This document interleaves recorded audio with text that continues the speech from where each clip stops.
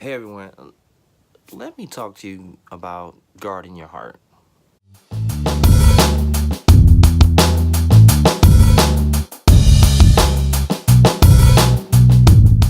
The Bible tells us to guard our heart with all diligence, right? And we have to, because there are times in our lives to where we go through things, and sometimes things take root in our heart we had no idea that did.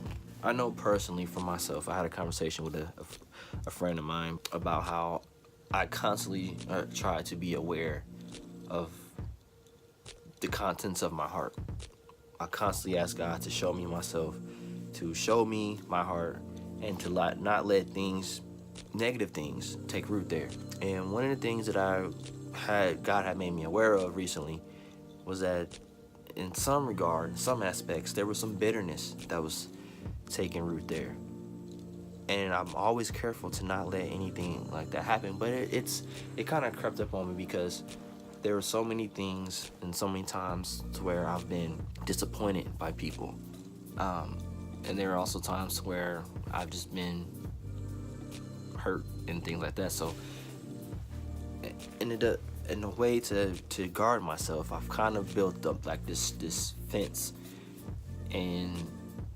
But then in some ways I've just kind of became bitter towards some people. And I wasn't aware of that. And so as I started to really examine that, and I started to repent and come to face those things, in the same conversation with a good friend of mine, kind of said something along the lines of how we would kind of go through things sometimes until we get it. And one of the things that I know for a fact that I could do better on is praying for my enemies, so to speak. There is a lot of conversations that I've had with people that really rub me the wrong way.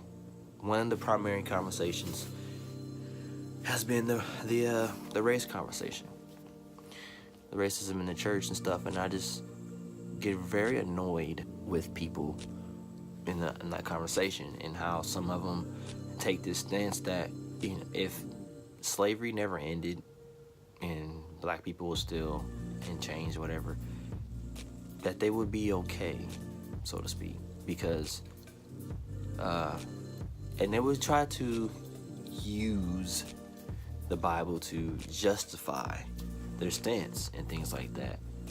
And it just really, really burns me up, because these people are supposed to be my brothers and sisters in the faith. And it's like, yeah, you would be okay seeing us with that because it's God's will, or the Bible supports these things. And it frustrated me a lot. It disappointed me too, but it really frustrated me because it's like some of these people, like, I didn't have any like violent thoughts or anything, but it's just like it was just a supreme angst. Like, yo, like, wow, I want to say I can't believe you, but like, man, this is crazy. And so I had to really take care of myself. I had to withdraw from the conversation, because I told God straight up, say, God, if I do not do this, if I continue talking to some of these people, I may start to hate them. And I don't want to hate them. I don't want any negative feelings to take residence in my heart. And so I just kind of withdrew. We all have to be aware. We all have to be the gatekeepers of our own heart, and look out for those little foxes that try to come in our garden. And I need to start praying for those people a lot more than what I do. Like, sometimes I just say a quick prayer, but interceding for them for real is basically practicing loving those that I disagree with, loving my enemies. But sometimes it can get hard doing that, because it's like like I said, it's like these people really could just do without, and they wouldn't miss a beat, and they will be okay, because in their mind it's all justified, right? So yeah. But not only that, there's some family issues that I had to that I'm trying to respond the correct way on, there's a certain family member of mine that have always constantly let me down and some other stuff, and I'm just kind of like, at this point, I just want to be done, but it's like, I want to respond the right way. I don't want to respond out of anger. I don't want to respond out of hate, and I don't want to be petty back. That's my default, though. It's like, I just want to be petty right back. But it's like, God, like I really want to respond to this the way you want me to.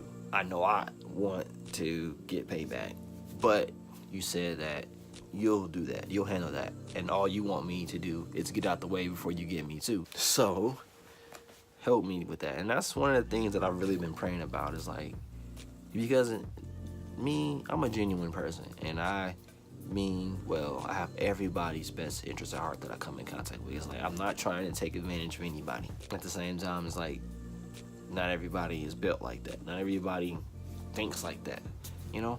So yeah, this is more or less like a vlog, but all I'm saying basically is that we need to be careful of the situations we get ourselves in. And we also have to pay very close attention to how we respond in situations, and to how we want to be careful to not let certain things take residence there in our heart. Because sooner or later, if we don't deal with those things, we don't come face to face with those issues, they'll start to manifest in different ways. Just think of it as like a seed, and the seed sprouts and it takes root, and then there are branches and they come out and they spread out, right? And it's so with bitterness, like, and anger and hate, like the root, and take root, and they just manifest in different branches. And we just gotta be careful to make sure we just pull that out at the root, to where it doesn't grow anymore. And we want to respond to every situation in the most Christ-like manner.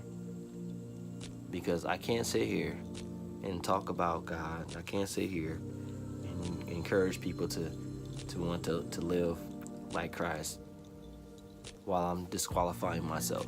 So I'm just being a little transparent here. It's like, as I progress through these stages of not being bitter or hateful towards people, because like, I really do try to practice what I preach, because I don't ever want anyone to be discouraged or stumble by how I live or the things that I say, because God is my heart. He is my heart. And more than anything, I want him to be looked at for what he is, and that's amazing. And I don't want people to get a tainted view of God by how Kofi acts. I can't live with that. I don't want someone to say, well, I used to believe in God till I started talking to this dude or whatever, you know. It's like, I can't have that on my conscience, because then I would try to do everything in my power to fix it. But I want to take the steps to prevent ever getting to that point. So anyway, guard your heart, guys. Be careful with how you respond to things, and constantly ask God to show you who you are, so you can grow and become better people. Because remember, the goal is Christ-likeness. Be sure to check out all my other videos that I have, and also subscribe to my channel. Other than that, guys, I will talk to you later. God bless.